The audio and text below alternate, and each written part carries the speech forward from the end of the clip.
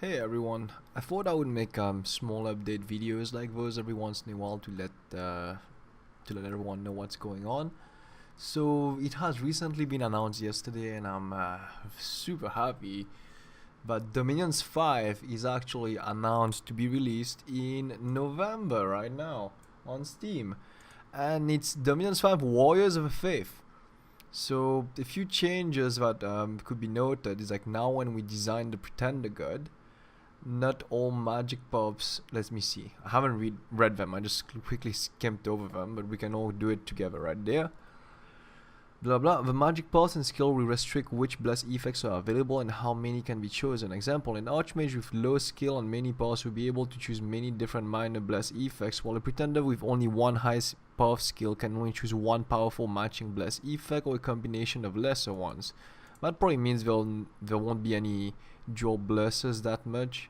The more powerful blessers require an incarnate pretender, meaning he has to be awake and alive for the effect to be active. Whoa, I think they nerfed Russia. Some of the blessers are passive and constantly affect all sacred units, regardless of what they are blessed, of whether they are blessed.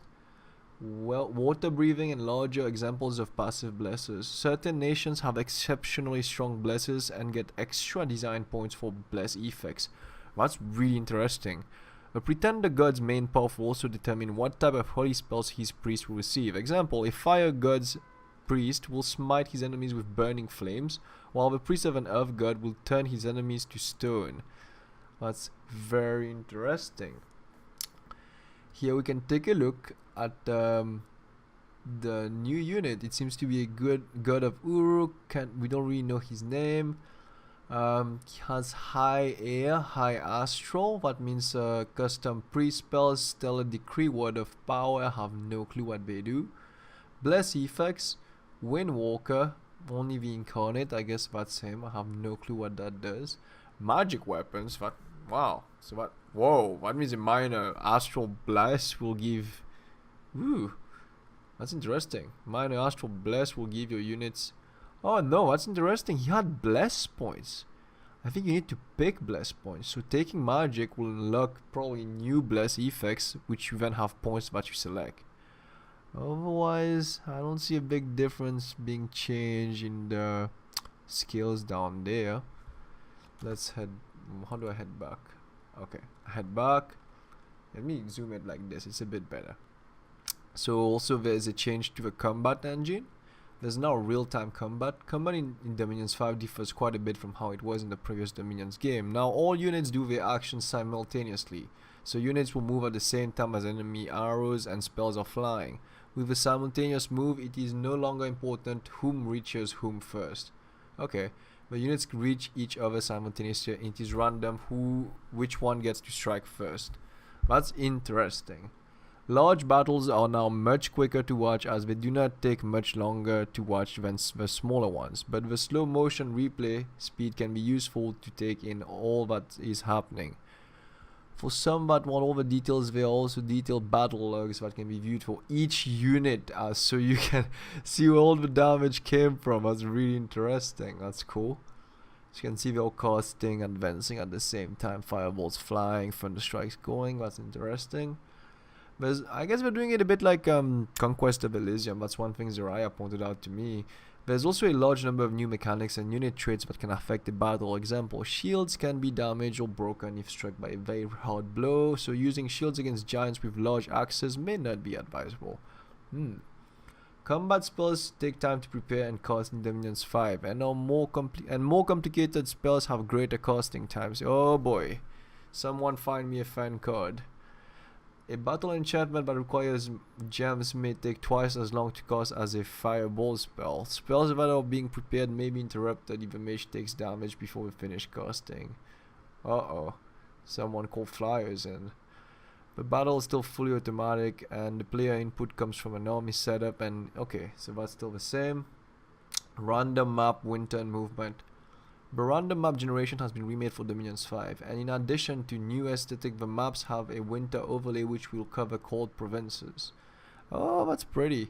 The movement system has been revived and it is now possible for very fast non-flyers to compete with slow flyers in terms of strategic mobility. Snow is also taken into account and will make it slower to walk through provinces. Oh yeah. In the early age, names of neighboring provinces are known, but in mid and late age, names one or two provinces further away are revealed. Okay, makes sense. Recruitment points and fort building. Recruitment points is a new resource in provinces. It comes from population, but can be improved by building a fort in the province. A low number of recruitment points can limit the number of units that can be built in a province, so both this attribute and resources should be taken into consideration when deciding where to build a fort. Mounted troops have lower gold costs compared to Dominion's 4, but they have higher recruitment costs than infantry units. Maybe they became more viable, but we don't know that. First, densely populated provinces will be more important if you want to recruit knights and other elite units. Fortifications are now built at the lowest level, usually a palisade. After it has finished construction, the fortification can be upgraded. The level of forts available is generally lower in the early age and higher in the late age. Some nations like Middle Age Elm can recruit architects or masons that can build higher level forts. Seems that they touched up on fort construction. Higher level forts also enable faster commander recruitments. Regular commanders, scouts and low level priests require 1 commander point. Most mages and priests require 2. The most powerful mages require 4 points. Provinces only have 1 command point available to start with, but upgrading from a palisade to a fortress will increase the value to 2. The most advanced nations are able to build citadels that provide 3 command points. Okay. New features, real-time combat, combat log, playback. Oh, that's gonna be really interesting. History playback when game is over to see how Dominion spreads and province change owners. It will be a bit like the end screen of Crusader Kings 2 and other things like those. Europa Universalis, new random maps, new resource system, better 3G engine. Yeah, I don't think it's gonna change much. Still using sprites.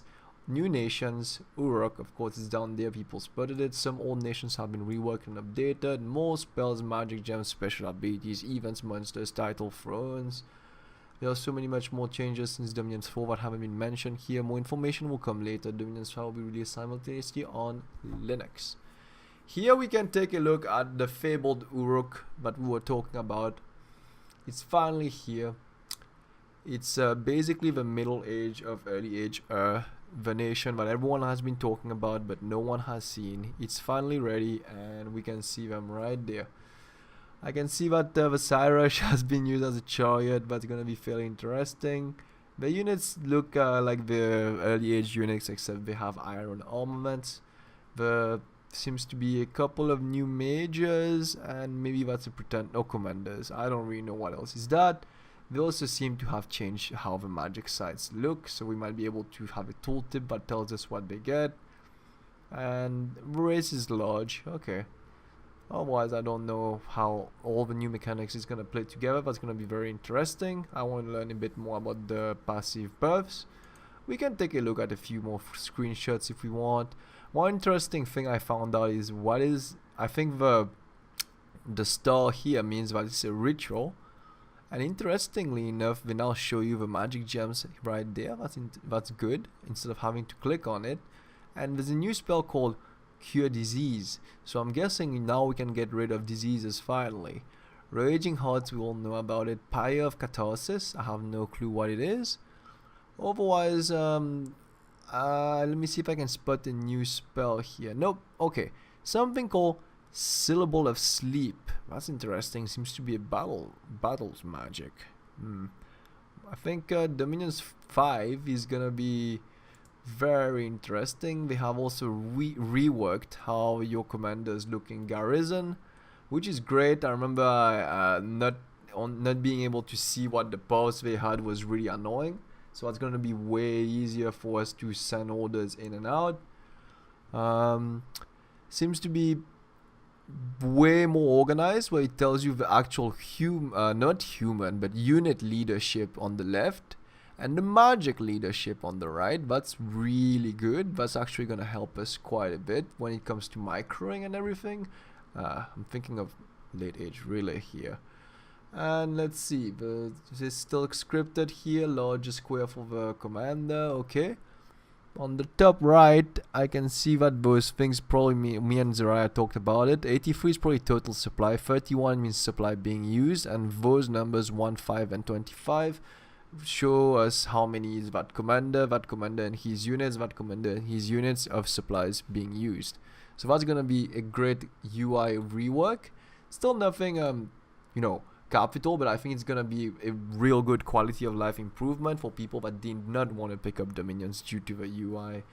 Otherwise, here we have them casting fireballs while people are advancing at the same time. That's really interesting. I'm hoping they reworked Abysia for them to, you know, be more of a fire nation and less of a nation of dying, decaying, old fire beings. Otherwise, on magic research, it seems that you can still fiddle around about how much you want to set, but there seems to be a research queue now. That's another quality of life improvement, because it happened to me where when I'm playing a single player game, I completely forget about research, and I basically end up just, you know, forgetting about it and having one path way too much. Research queue will definitely help for forgetful people like me.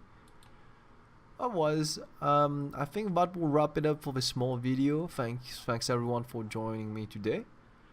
I'll eagerly be awaiting the new Dominions 5 Warriors of a Faith, and you can see that there's already a new pretender, that guy with a bird head, and yeah, that's gonna be really interesting. Overlook has already been announced. I'm curious to see what other new nations are in there, what has been reworked, the new battle system, and so should you guys be. Anyways, I think that's it for this video. Thanks for watching everyone, and see you soon.